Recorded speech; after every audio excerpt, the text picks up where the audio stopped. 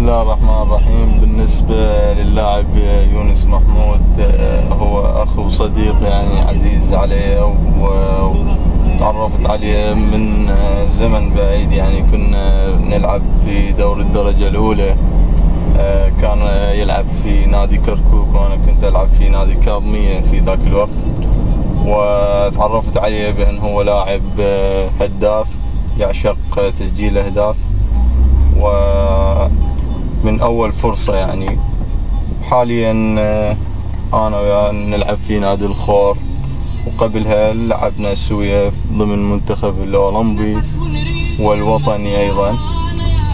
ولحد الآن احنا مستمرين أنا وياه في فريق واحد، وأتمنى له الموفقية والنجاح في مسيرته الرياضية وحتى الاجتماعية إن شاء الله، وإن شاء الله يقدم المزيد في المستقبل.